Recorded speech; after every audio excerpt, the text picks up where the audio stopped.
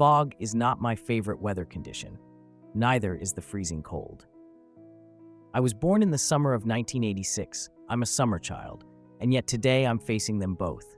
I'm facing them because I'm on a mission. A very different kind of mission than the one the crew of Lancaster ND 925 had to face. Join me on this episode to discover their harrowing story. Lancaster ND 925 Fuselage Code PMC, or simply known as C for Charlie, was part of 103 Squadron based at RAF Elsham Wolds. 103 Squadron was also home to the single most successful Lancaster of the war, called Mike Squared, code ED888, with 140 combat missions and nearly 1,000 operational hours. On the 28th of May, C for Charlie and its crew were rostered to fly a bombing run on Aachen, an industrial target on the German-Belgian border. Aachen City had been a primary objective for quite some time and had been bombed before. Yet the Rothe Erde Bahnhof, or Red Earth Railway Station, had always been missed. It had sustained some damage from earlier impacts, but it was still operating at full capacity. Tons of supplies and hundreds of soldiers were still being pushed to the front over the station's tracks. This RAF night mission would try and bring all this activity to a halt. They would eventually score several direct hits, but at what cost?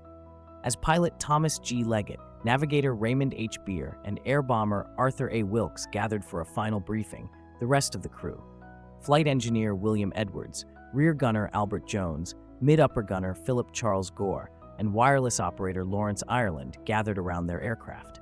They left Britain for the last time at 17 minutes before midnight on Sunday, 28th of May, 1944. The bombing force consisted of nearly 450 bombers, 264 Lancasters, 162 Halifaxes, and 16 Mosquitoes, who would be acting as pathfinders. The flight to the target was pretty uneventful, some minor flak over Belgium, and some probing attacks from night fighters. The attacking bomber formation was flying really tight and did not really leave much opening for a night fighter to get through.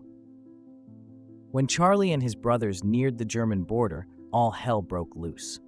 Aachen was very well protected by anti-aircraft weapons.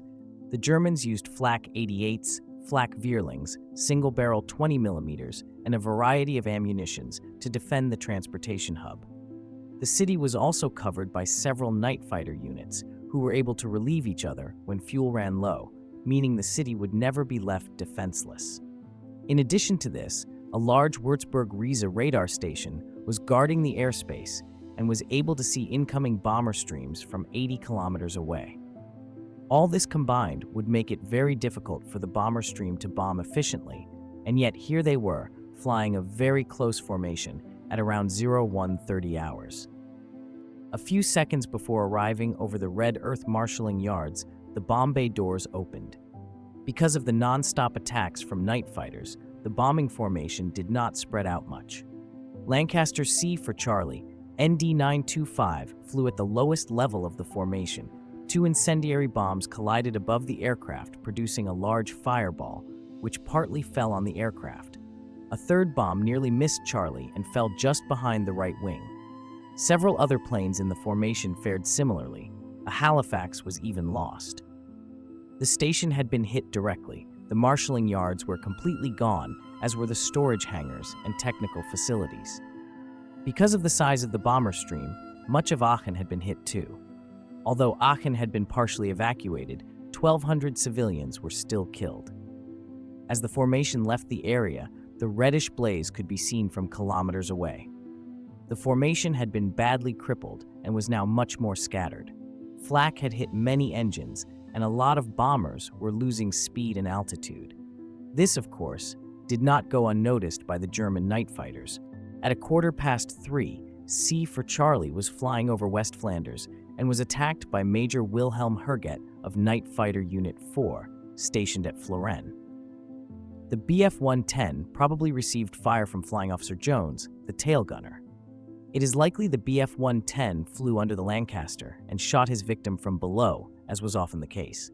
At 03:17 hours, the Lancaster could be seen descending rapidly to the ground, in flames. Local eyewitnesses saw a huge fireball. Everybody knew it was a plane, but no one was really able to make out any shapes anymore.